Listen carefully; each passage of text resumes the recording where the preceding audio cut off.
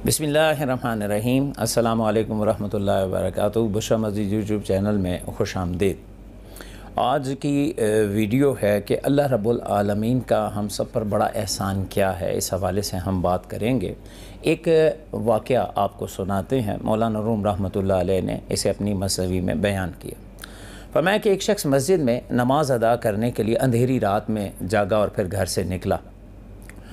अंधेरे की वजह से जब वो गली में पहुंचा तो एक मकाम पर रात बारिश हो चुकी थी, तो कीचड़ था। ठोकर लगी और वो कीचड़ में गिर गया। उसके कपड़े गंदे से हुए।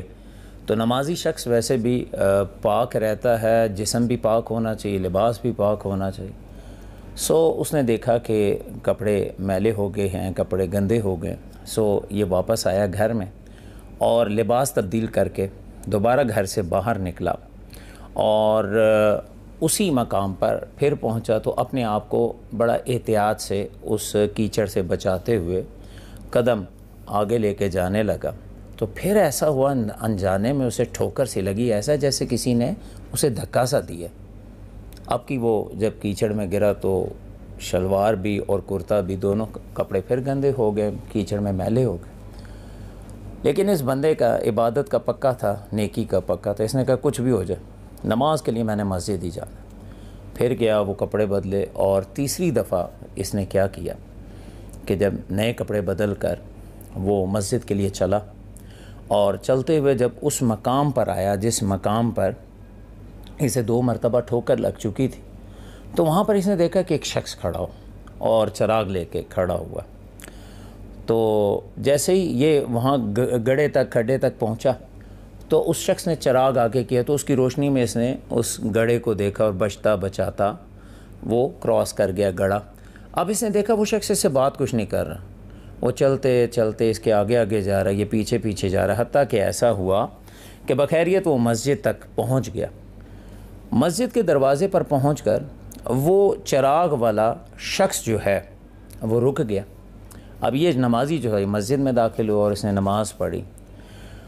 नमाज से फ़ारिग होकर वो शख्स जो है जब वापस बाहर मस्जिद से निकला तो उसने देखा वो चिराग वाला शख्स जो है वो खड़ा हुआ है वहीं पर। तो वो बड़ा हैरान हुआ, लेकिन चिराग वाला शख्स जो है इसे देखते ही आगे आगे चलने लगा, ऐसे जैसे वो इसे कह रहे हो कि आप मेरे पीछे चलें तो मैं रोशनी करता हुआ आपके रास्ते में जाऊँगा। ये शख्स उसके पीछे चलता चलता बखैरियत अपने घर पहुँचा। तो नमाजी ने उस अजनबी से पूछा, हज़रत आपका बहुत बहुत शुक्रिया, आपकी मेहरबानी की वजह से मैंने ऐसा है कि मस्जिद में नमाज़ पढ़ ली। मैं 2 दफ़ा यहीं से गुज़रा था, बहुत ठोकर सी लगी, पता नहीं क्या होता था मेरा, ऐसा जैसे मुझे कोई धक्का देता तो मैं कीचड़ में गिर जाता। लेकिन आपकी वजह से ऐसा है कि मैं नमाज को पहुंच गया, मस्जिद में पहुंच गया, मैंने नमाज़ पढ़ी और आपने मेहरबानी की कि मुझे घर तक छोड़ आए बखैरियत। तो आपका बहुत बहुत शुक्रिया। तो मेहरबानी फरमा कर ये बताएं कि आप हैं कौन? आप मुझे कोई अल्लाह के नेक बंदे लगते हैं, आप हैं कौन जो इतनी बड़ी नेकी कर रहे हैं? हमने मोहल्ले में तो कभी आपको नहीं देखा। तो वो अजनबी बोला आगे से कि हज़रत मैं कोई नेक बंदा वगैरह नहीं, मैं शैतान हूँ, मैं इबलीस हूँ। जैसे उसने कहा ना मैं शैतान हूँ, मैं इबलीस हूँ, तो ये जवाब सुनकर वो नमाजी जो है बड़ा घबराया। नमाजी की हैरत की इंतहा नहीं रही। उसने कहा कि अगर तुम शैतान हो या इबलीस हो तो तुम्हें तो मेरी नमाज रह जाने पर खुश हो जाना चाहिए था। ये चिराग की रोशनी में कब से शैतान नमाजियों को घर से लेके जाता है और नमाज़ पढ़वाता है मस्जिद के अंदर, फिर वापस घर में पिक एंड ड्रॉप की सहूलत भी दे रहा है। ये कौन, कब से शैतान ने काम शुरू कर दिया? तो शैतान ने जो जवाब दिया मेरे और आपके लिए बड़ा एक सबक है इसके अंदर। शैतान ने आगे से जवाब दिया, जब तुझे पहली ठोकर लगी थी ना, तू नमाज के लिए घर से निकला तैयार होकर, नमाज के लिए कपड़ा लिबास पहन के, जब तुझे वहाँ पर जाकर पहली ठोकर लगी तो तूने अपने आप को उठाया और नीयत ये की कि नहीं मैं घर जाऊँगा और मैं नमाज के लिए दोबारा कपड़े पहन के आऊँगा। तो उस ठोकर के बदले में अल्लाह ताला ने तेरी उम्र भर के गुनाह माफ़ कर दिए थे। फिर जब तो वो दोबारा कपड़े पहन के निकला और जब दोबारा कीचड़ के पास पहुंचा तो वो जो तुझे कोई धक्का सा देता था वो मैं होता था, मैं जानबूझ कर धक्का देता था कि ये गिरे इसमें, जब गिरेगा कपड़े गंदे, जिस्म गंदा, अब इसने कौन सा दोबारा नमाज के लिए, ना कच्चा नमाजी है, इसने दोबारा कौन सा मस्जिद की तरफ आना है। मैं तो तुझे मस्जिद से रोक रहा था। तूने फिर क्या किया, जब तुझे ठोकर लगी तूने फिर नीयत की कि मैं दोबारा तीसरी दफ़ा जाके कपड़े बदलूँगा और फिर आऊँगा नमाज के लिए। तो इस नीयत पर अल्लाह ताला ने तेरे सारे ख़ानदान की बख्शिश फरमा दी।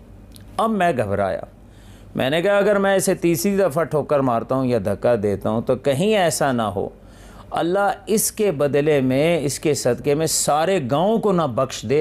लिहाजा मैंने कहा नहीं, अब इसे धक्का नहीं देते, इसे नमाज़ पढ़ने दो, ये ना हो कहीं इसकी वजह से अल्लाह गाँव में सारे जितने गुनाहगार हैं उनकी मग़फ़िरत ना फरमा दे। मैं इसलिए चिराग लेकर आया हूँ, तुझे मस्जिद में भी लेके गया, तुझे घर में भी छोड़ के आया, इसलिए कि जो सच्ची नीयत से नमाज़ पढ़ता है, जो अल्लाह के घर में आके नमाज़ पढ़ता है और अल्लाह के घर में आने के लिए रास्ते में रुकावट बर्दाश्त करता है, हर रुकावट पर अल्लाह उसकी भी बख्शिश करता है, उसके ख़ानदान वालों की बख्शिश करता है।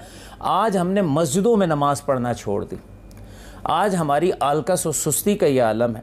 हम 4-4, 5-5 घंटे सोशल मीडिया, व्हाट्सएप, दीगर किस्म की हम खराफात के अंदर मोबाइल देखते देखते हम अपनी नींद तक कुर्बान कर देते हैं, लेकिन मस्जिद में जाने के लिए हमारे पास 10 मिनट नहीं होती। घरों के साथ मस्जिद है लेकिन हमारे पास 100 बहाने मौजूद हैं।